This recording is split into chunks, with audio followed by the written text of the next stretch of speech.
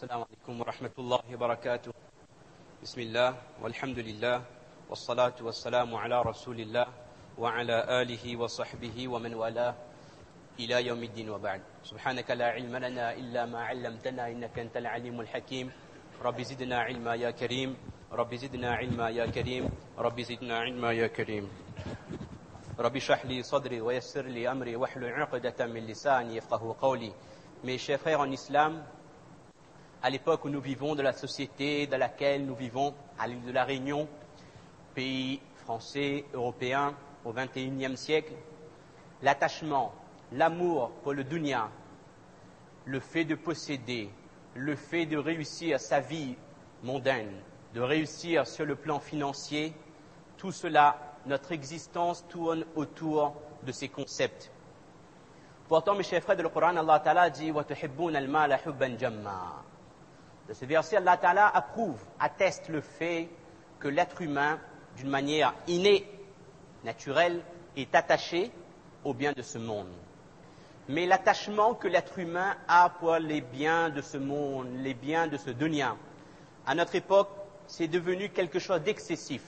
Ce n'est plus au niveau de l'innéité, ce qui est tabi'i, ce qui est dans la nature humaine. L'attachement pour les biens de ce monde est devenu une conquête. C'est devenu une obsession. À un tel point que celui qui possède, celui qui a fait beaucoup d'études, qui a une reconnaissance de la société et qui a donc un portefeuille conséquent, alors celui-là, c'est quelqu'un qui réellement a réussi dans cette vie. C'est quelqu'un dont la personnalité forge l'admiration. Plus vous possédez, plus vous êtes quelqu'un qui compte dans la société, malheureusement.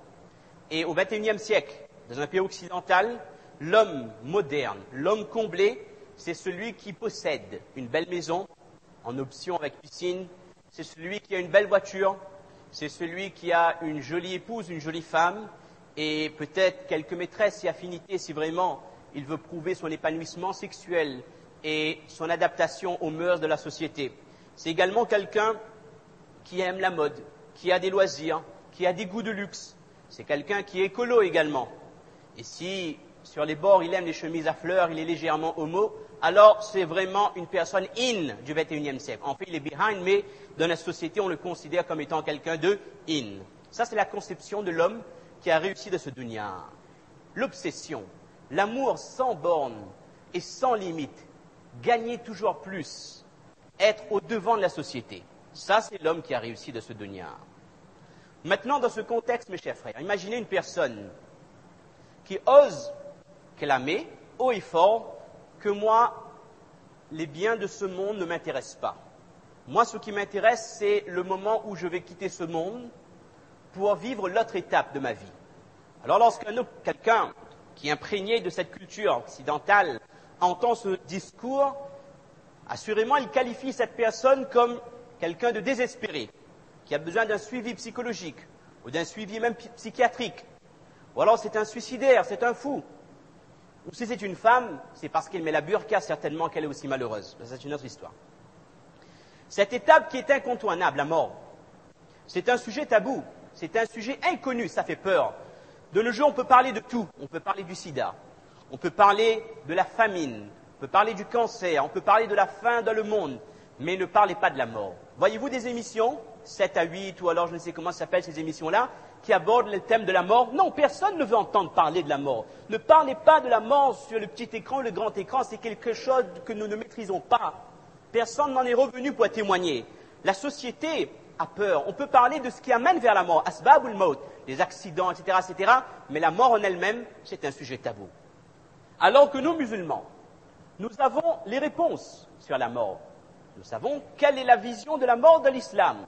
Ce n'est pas la fin de tout, c'est un passage vers le monde éternel.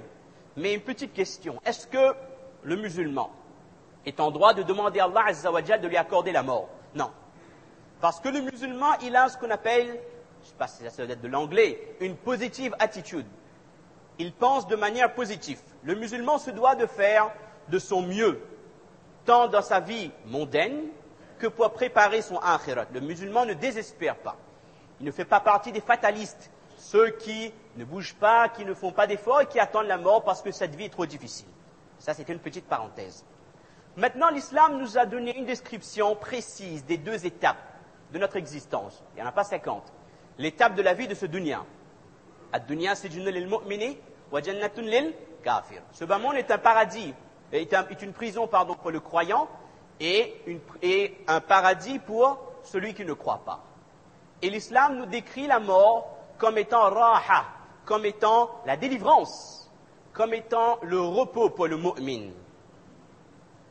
Mais, mes chers frères, en ces deux étapes, entre la vie et la mort, il y a un moment clé, un moment très court, un laps de temps qui, pour être plus précis, se situe exactement entre la fin de ce qu'on appelle al-ihtidar, la fin du sakaratul maut, la fin de l'agonie, et juste avant khuruj al-ruh, juste avant que l'âme ne quitte le corps. Il y a ce laps de temps qui dure, wallahu alam, combien de temps? Quelques secondes ou une fraction de seconde, mais c'est des secondes du akhirat.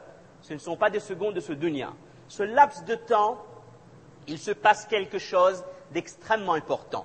C'est un moment clé, c'est le moment de vérité. C'est à ce moment précis qu'on distingue le kafir du musulman, qu'on distingue le musulman pieux, adorateur d'Allah, du fajir, du fasir, de celui qui n'obéissait pas à Allah Azza wa Jalla, le pécheur. Ce moment clé, mes chers frères, c'est la première étape de l'au-delà. C'est le premier message qui nous parvient de l'autre monde. Il y a une frontière entre ce dunya, entre notre vie à nous et la vie du akhirat. Là, en ce moment, au moment où nous parlons, il y a des malaïkas qui sont présents dans l'assemblée. Mais nous ne les voyons pas. Nous ne les sentons pas. Nous ne les entendons pas. Mais ils y sont. Mais il y a une frontière infranchissable, indescriptible, entre notre vie à nous et le alamul ghaib, le monde de l'invisible. Et à ce moment qu'on est en train de décrire, cette frontière va s'effriter jusqu'à disparaître. Parce que le premier message de l'au-delà arrive alors que l'homme, ou la femme, que l'être humain est encore de ce dunya. Et qu'il est en train de vivre les dernières secondes de sa vie. Et pour ce moment-là, mes chers frères, c'est pour ce moment-là que nous faisons la salat. C'est pour ce moment-là que nous faisons des bayans. C'est pour ce moment-là que nous faisons des ta'alim. C'est pour ce moment-là que nous mettons en garde contre tel péché, tel fitna, etc., etc. À ce moment-là, le musulman reçoit la visite et la nouvelle d'un ange qui vient du ciel et qui l'annonce soit la bonne nouvelle, soit la mauvaise nouvelle. Lorsqu'on entend ce hadith, Al-Kayyisu man dana nafsahu wa amila lima ba'da al-maut. Le musulman intelligent, c'est celui qui travaille, qui fait des efforts pour préparer sa vie après la mort. Mes chers frères, cette préparation que nous faisons depuis 60 ans, 70 ans, nous cueillons les premiers fruits à ce moment précis. Je suis encore vivant. Je vois ma femme, mes enfants, mon papa, éventuellement ma mère. Ils me voient soupirer, transpirer du front. Ils ne savent pas ce qui est en train de se passer. Si je suis un musulman pieux, je reçois la visite de cet ange. Man ahabba liqa Allah, ahabba Allahu liqa'ah. Wa man kariha liqa Allah, kariha Allahu liqa'ah. Celui qui aime rencontrer Allah, Allah aime le rencontrer. Celui qui n'aime pas rencontrer Allah, Allah ne veut pas le rencontrer. Aïcha radiallahu anha demande au prophète d'Allah, inna lanakrahu al-maut. Mais personne ne veut mourir. Le prophète m'a dit, laysa dhalik. ولكن المؤمن إذا حضره الموت بشر. Ce n'est pas ce que vous avez compris, ce n'est pas aimer la mort. Mais lorsque le musulman va quitter ce dunya, il reçoit la bonne nouvelle à ce moment. Quelle bonne nouvelle? Biridwanillahi wa karamati. Il reçoit la bonne nouvelle du contentement d'Allah, de la satisfaction d'Allah, qu'Allah est satisfait de ce que tu as fait durant ta vie et que maintenant tu peux retourner vers moi avec le cœur tranquille et apaisé. Et à ce moment précis, il n'y a rien qui est plus cher pour ce futur défunt que ce qu'il va vivre. Dans d'autres hadiths, on ne va pas entrer dans les détails, il est dit que lorsque le mu'min a goûté la mort et qu'il voit ce qu'Allah lui a réservé, alors, même si on lui proposait de revenir dans ce monde et retrouver sa famille et avoir tous les biens de ce dunya, jamais il ne retournerait. Tellement il veut rencontrer Allah Azza wa Jal. Et regardez, mes chers frères, comment se manifeste l'amour d'Allah Azza wa Jal pour un serviteur. Quand Allah aime quelqu'un, Allah Azza wa Jal lui accorde la guidée, la hidayah. Allah Ta'ala guide ses pas de ce dunya. Allah fait en sorte que cet homme s'éloignera ou trouvera la force qu'il faut pour rester éloigné des péchés. Et Allah Ta'ala donnera le tawfiq, à l'acceptation pour cet homme, pour ce musulman ou musulmane, pour qu'il obéisse à Allah Azza wa Jal. C'est pas que lorsqu'Allah aime quelqu'un, Allah élève cette personne, qu'il soit reconnu dans la société, qu'il soit immensément riche, célèbre, qu'on l'admire. C'est pas ça. Ça, c'est les critères de réussite dans ce dunya. Mais pour Allah Azza wa Jal, c'est une personne qui a eu le tawfiq de vivre selon les ordres d'Allah. Et l'ultime étape, c'est quoi? C'est qu'Allah Ta'ala lui permet de retourner vers lui et de recevoir dans ce dunya, dans ces dernières secondes de ces 70 années de vie, la bonne nouvelle, que Allah est content, Allah est satisfait de toi. Et ça, mes chers frères, c'est la consécration pour le musulman. C'est pour ça que nous vivons.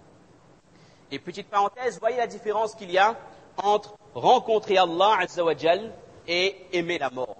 Quand le prophète alayhi salatu wa salam dit que celui qui aime rencontrer Allah, Allah aime le rencontrer. Remarquez la question, ça c'est une parenthèse, mais ça prouve beaucoup de choses. Et ça prouve le décalage qu'il y a de la relation entre les textes, entre nous, de la relation avec les textes, entre nous et les sahaba. Une petite parenthèse, Aïcha, radiallahu anha, elle entend cette parole du prophète. Elle me dit au prophète d'Allah, comment cela se fait-il? Personne ne veut mourir. Ça veut dire quoi? Elle n'a pas saisi ce que le prophète voulait dire. Et elle pose la question parce que le but, c'est pas d'écouter des bayans. Le but, c'est pas d'écouter des discours, comme nous le faisons. Nous sommes passez-moi l'expression, des bayanovores. Nous dévorons, nous avalons les bayans, les discours, que ce soit en direct, que ce soit sur Internet, que ce soit quick ou n'importe quel moyen médiatique moderne. Nous aimons écouter. Mais ça ne nous intéresse pas de comprendre le fond du message qu'on véhicule, qu'on fait passer. Et l'étape d'ensuite, on ne peut pas l'atteindre, la mise en pratique, le amal, parce qu'on n'essaie même pas de comprendre. Aïcha, elle ne comprend pas. Qu'est-ce que le prophète veut dire? Ô prophète d'Allah, expliquez-nous. Personne ne veut mourir. Dans d'autres hadiths, dans d'autres versions, les gens étaient présents, ils se sont mis à pleurer. Et dans d'autres versions, dans d'autres versions, les gens ils se sont mis à pleurer. Le prophète d'Allah, nous ne voulons pas mourir. Ça veut dire qu'Allah ne veut pas nous rencontrer. Et certaines personnes, ils ont dit que dans ce cas, nous sommes tous voués à l'échec. Et là, le prophète explique, ça veut dire quoi? Aimer la mort. C'est ce moment-là où l'ange annonce la bonne nouvelle. Ça, c'est les sahaba. Ils écoutent, ils comprennent. S'ils ne comprennent pas, ils demandent. Parce que cette religion se pratique avec la compréhension. Ce n'est pas une religion qui se mémorise comme une poésie et qu'on applique, qu'on prie comme une gymnastique. C'est une religion qui se comprend. On comprend l'essence des messages divins. Et là, on peut mettre en pratique avec la présence de cœur. Petite parenthèse.